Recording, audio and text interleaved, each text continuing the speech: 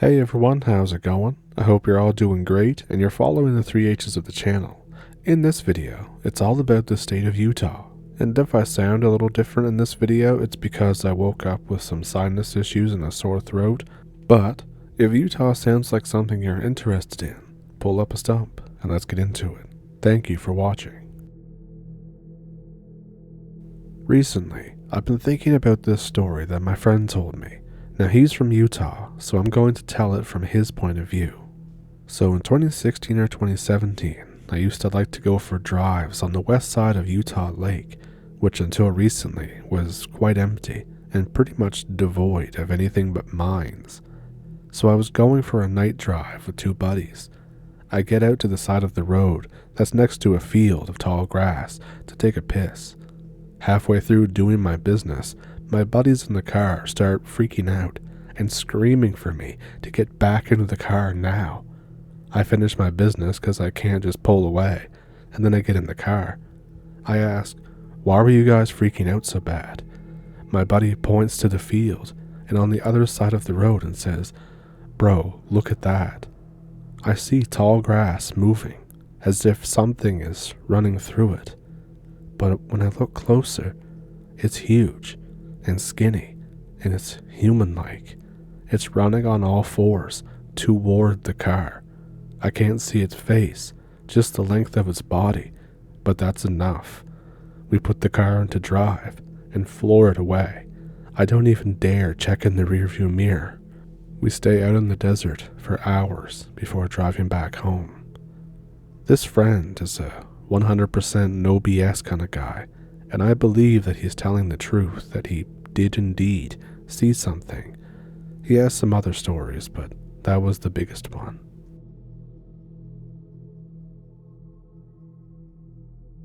Late into the summer of 2020, I was car camping on the shore of Utah Lake. It was me, my buddy, and his girlfriend, and no, I wasn't really the third wheel. So we're having a blast, driving on the dirt roads around the lake in my buddy's girlfriend's Jeep. We all get wasted and hang out around the fire until about 1 or 2 in the morning. We decide that it's time to sleep. We all crowd into the back of the Jeep. I don't know if you guys have ever been car camping, but the windows get really foggy. So we wake up to extremely loud and violent pounding on the windows of the car. My first thought was that it was the Rangers. I look around, but I can't see anything because of the fog. I grab my handgun. I open the door and say, "Who the F is there?" There's no response, so I get out of the car and look around. I don't see a soul. There's no footprints, besides the ones that I'd just made in the mud. My buddy woke up too, and he was pretty freaked out. His girlfriend, though, wouldn't wake up, seemingly sleeping like a rock through the whole thing. After a few minutes, I get back in the car. We eventually calm down and fall asleep again. The next morning, we all wake up, light a fire, and just kind of screw around for a few hours, make breakfast. Eventually, we pack up our stuff and decide it's time to leave. My friend's girlfriend goes to start the car, but it won't start. We pop the hood to check it out, and there are a ton of oil-soaked rags jammed in random parts of the engine, dry sticks thrown all over everything. We clean it all out and throw it away. The car starts perfectly fine. Now you might be thinking, it could be just a crazy meth head trying to screw with us. I suppose so, but it's hard for me to believe that even the weirdest meth-addicted person could get out of there faster than I open the car door and leave no footprints behind. The sabotage, too, seems like it was kind of like somebody or something that had seen a car but had no idea how they worked. Other friends have had their windows knocked on by things that they could never catch a glimpse of as well. And I think by far the weirdest part for me is that you can't pop the hood of the Jeep without being inside the car. It just makes the whole situation that much weirder. What the hell was it out there?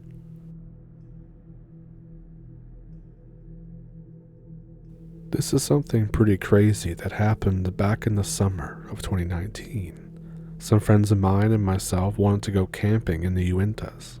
A friend of mine, who I'll call Ethan, says that he knows a good spot that's pretty close to some parking areas. It's something like a quarter mile or so from the parking to the camping spot. Me and my other friend, who I'll call Peter, or Pete, pack a whole bunch of stuff, since we figure that it's going to be an easy walk. But when we get to the camping area, it turns out that the parking area is about 1.5 miles from the campsite, so we decide that we're just going to make multiple trips to make things easier on ourselves, since we've got nothing but time. We eventually make it to the campsite and start setting up our stuff. Pete and Ethan decide to just set the tent on the ground, but not actually set it up. I warn them that it's supposed to rain and we should really set it up all the way, but they insist it'll be fine. So we start hiking back down to the cars. About halfway down there, it starts to drizzle. Pete and Ethan decide to keep going, so I follow them. About 3/4 of the way to the car, Ethan hits me on the shoulder and points across the ponds to the birch grove and says, "Do you see that, man?" I look out at where he's pointing, and I see something very tall and very skinny, with skin as pale as the birch bark around it. It's standing slightly to the right of a tree, and it has something on its head.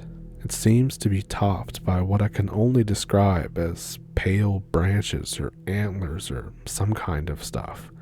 We tell Peter about it, but he can't seem to see it. It's weird, but we decide that it can't be anything too strange because Peter is completely oblivious to it. We make it to the car, grab some of our stuff, and start the trip back. About halfway, Pete stops, dead in his tracks, and says, "Holy shit, wait, is that the thing you guys were talking about?" and points. We see the same thing as before, the same creature, but this time it's a bit closer to the shore of the pond, but still standing in the grove of birches. I'm still a little freaked out, but we all took paid time off for this camping trip and really don't want to miss out. Plus, I have a handgun. Peter and Ethan both have big-ass knives, so we figure that we'll be alright. We make a few more trips back to the car and back to the campsite. We see the creature every time, moving between trees in the birch grove.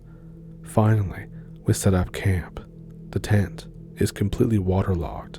I basically tell Pete and Ethan, "I told you so." But we start cooking the food we bought and start drinking. Eventually, we just kind of forgot about the creepy creature and get into the camping mood. Once midnight hits, we decide to turn in. There's a bit of a dry area in the corner of our big 12-man tent, so we crowd ourselves into it. My hand is in a puddle of water the whole time, so I have trouble sleeping. Ethan and Pete are hammered and fall asleep pretty much right away. I always have a hard time falling asleep, so I'm up for a little while. Around 1 a.m., I start to hear what sounds like deer walking near our camp. We're in the middle of the mountains in Utah, so it's not that strange to see deer, elk, or even moose. I ignore it and try to fall asleep. As time goes on, it gets louder and louder, and I hear more and more footsteps. Peter and Ethan are still out cold. 20 minutes later, after I've first heard it, it sounds like there's a stampede of deer outside. I say screw this and grab my gun. I hop out of the tent. The second my feet hit the ground outside, the footsteps stop. I scan the camp and nearby trees. I don't see anything. So I sat down next to the embers of the camp and take another drink of whatever Pete had left out by the fire. I get back in the tent, and I eventually manage to fall asleep. The next day, I tell Peter and Ethan about the footsteps. They're a little spooked, but we have some friends meeting us at the camp that day, so we decide to stay. When our bigger friend group gets there, we decide to go check out that grove of birches. We don't see anything that could have been mistaken for any kind of creature. No fallen trees, no weird modern art, no homeless meth addicts standing in each other's shoulders. And these trees are tall, 12 plus feet, and the creature, whatever it was as tall as the tallest trees in the grove. We're all freaked out, but whatever it was didn't seem to want to harm us. It seemed more curious. So we stayed the whole other 3 nights, and we don't see or hear anything else that's weird. It's a bit anticlimactic, I know, but it was one of the weirdest experiences I've ever had, and there were 2 other people there to see it. I'm not sure what to call it, except maybe a Wendigo, but more in the sense of the modern internet stuff. I don't know, it's just weird.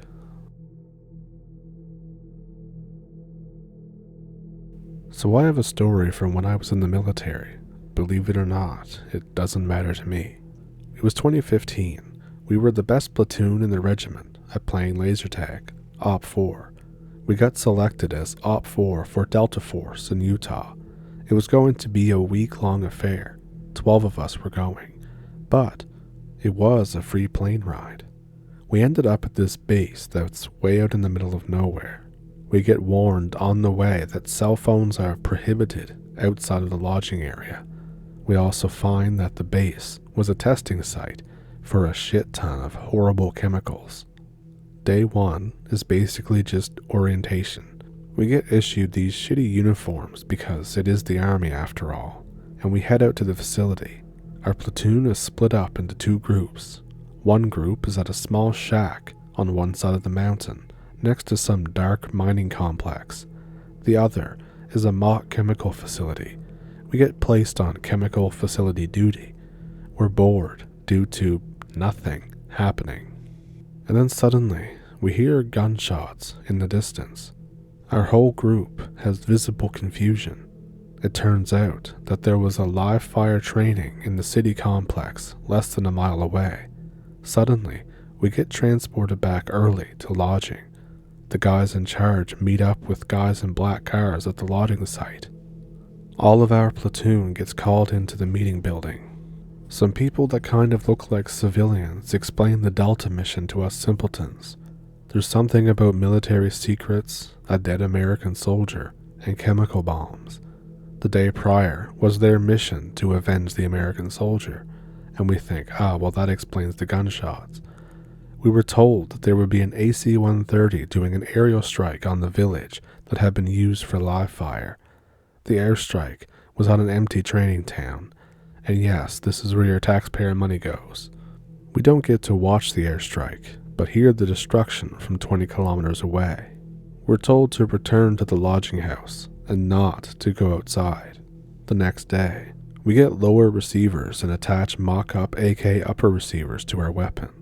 The Operation Paintball is a go. So we head back up to our chemical facility. I'm mentally prepared for another, quote, fun day of standing around. I get told by civilians in charge that payers can take breaks and go take a break in the shadows, but under no circumstances do we go to the city thing down the road. After the civilians leave, all of our platoon decides that going to the city sounds like an awesome plan. The AC-130 and live rounds are forgotten in the anticipation of breaking the rules. Through luck or misfortune, Bro and I get selected as the first pair. We get farewells from the entire platoon. It could have been a death sentence from the seriousness of the group. We head down the long dirt road toward the broken city. We see shipping containers visible from the outside wall. We realize that those are supposed to be the buildings. The destruction is visible from the outside. There's jagged holes and everything from those big-ass chain guns. We walk past the broken wall and into the compound. It's absolute silence. We start sweating and feeling like something is there. Cue me joking with Bro about how stupid this is. We walk around, looking through the shipping containers. We find basically nothing. We're a little disappointed. And then we notice a stack of 6 shipping containers stacked in a right triangle closer to the mountain. We notice red-stained bullet holes on the side of the topmost container. The container was white. Me and Bro head over to the stack and notice the distinct smell of iron. We discover the entrance is barred shut from the inside. With the help of Bro, we climb up the stack. The rest of the floors are locked shut from the outside with chains and padlocks. The smell of iron gets stronger as we get closer to the top. It's definitely blood at this point. The sweating gets worse, and the presence is definitely there at this point as well. Bro wants to know what is in the containers, but we're unable to proceed now. We explored the city further, discovering an actual building further in. It has no roof, and inside appears to be some kind of fake drug lab. There's flour, tools, and various appliances scattered around, damaged or destroyed by the barrage from the previous evening. I notice a giant board in one corner. Bro helps me move it. It reveals a tunnel that goes down 10 meters and veers inwards. I want none of this, but my bro jumps right in and confirms that the inside is too dark to traverse. There's no lights, thanks to the no cell phone policy, so I think, cool, let's just leave, let's not be here anymore. But he climbs back out and begins searching through the destroyed stuff, and triumphantly pulls out a matchbook. He says time to nut up or shut up. Now at this point I knew I had to go, because me going back without bro would get me laughed into an early grave, and I don't want to do that. So I descend into the tunnel with him, noting the damp and earthy smell, and something else that's extremely faint. We light a match and hold it up. There's an intersection. The left heads back towards the stack, the right toward the mountain, and forward seems to lead to the other exit, the opposite one we assumed. Bro still wants to know the mystery of the container, so we push forward. I wearily note the steel door on the opposite side of the tunnel, with a bar holding it shut. We turn toward the other end and begin walking in the direction of the crates. We forget to watch the match, and I wince when it burns my fingers. I drop it, and the flame is extinguished. Cue visible cussing and visible distress as we struggle to light another match. After striking the second match, I continue at a brisker pace toward the other end. We find this metal ladder that heads up into darkness. Bro takes the matches and climbs up the ladder. I notice the flames sway, and I glance back. The bar has shifted, and the door is barely cracked. I'm thinking, what the F? The faint smell becomes stronger, a musky scent of decay. I set world records tossing the match behind me and legging it up the ladder. Bro has already made it to the far end of the 3-box room and undid the bar on the inside. There's faint bits of light in this box due to multiple bullet holes. He says, let's go check out the top floor. I mention the door, and he waves me off. Despite every fiber of my being screaming to get the hell out of here, I follow him up 2 sets of stairs to the top container. The smell of blood is definite at this point. Bro is visibly spooked as well. I already passed that point ages ago. We notice a tattered uniform on the ground, ripped to shreds by something inhuman. Blood soaks the uniform, and there's bits of stuff that's stuck to the floor and the walls. Whatever had gotten shot up in here was in this room. We hear a sudden bang as the steel door in the tunnel slams open. Never again will I slide down ladders fireman style as fast as I did after that. I landed on the first floor. Bro and I hear pounding coming from the tunnel. Heavy breathing and dripping could be heard. Both of us were mentally pissing ourselves.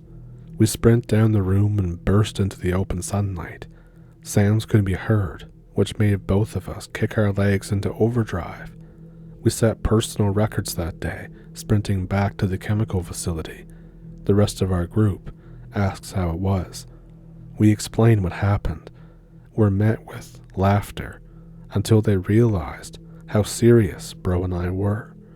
2 more pairs went, and both said that they could feel something watching them, but none of them went as far into the village as Bro and I did. So fast forward to that evening. We're patrolling the facility in fear. Everyone is within spitting distance of another due to the fear of whatever that had been. and we notice something in the darkness. We scream for help and prepare to fire every last paintball round that we have futilely at the thing. The rest of the group sprints around the corner. We can see the darkness shift back and forth, and suddenly, a resounding gunshot rocks the area. Cue all of us jumping because we're all nervous and terrified. And then this sudden, horrifying scream fills the air, and whatever was moving in the darkness vanishes again. All of the group stays in the entrance of the chemical facility because that's where the lights are the brightest for the remainder of the evening. The next day, we're brought into the leadership building. We're questioned about why we disobeyed direct orders and headed to the city. Truthful answers all around. Finally, the platoon leader asked the golden question: what the F was that scream? We're met with, classified. The Delta Force mission will happen this evening. Everyone returns to lodges, still stressed and upset about the thing. The mission happened without a hitch, and then days later we finally did our Opfor and got our asses kicked by Delta Force guys. We were pretty much told to sign all kinds of forms. The other group apparently saw something disappear into the mine they were guarding, but no one tried to explore the place or go in after it. Probably for the best. And like I said, we didn't exactly see anything ourselves. It was just a lot of weird stuff. So, believe it or not, I don't care. That's what happened. So those encounters were pretty crazy, weren't they? If there was one in particular that stuck out to you, let me know which one it was. If you have one of your own, I have an email in the description that you can send it to if you'd like to. I'll try to get back to you, but sometimes I don't always have time to respond right away. And I'm human, so I do forget things. But I'll try to get back to you if you send one in. And if you enjoyed the video, then be sure to like and subscribe. And if you're already subscribed, well, you're already part of the party. And if you would like to donate to the channel, I have a PayPal and a Patreon down in the description below, as well as super thanks here on YouTube. And with that, I think I'll see you in the next one. Thank you for pulling up a stump with me this time, and thank you for watching.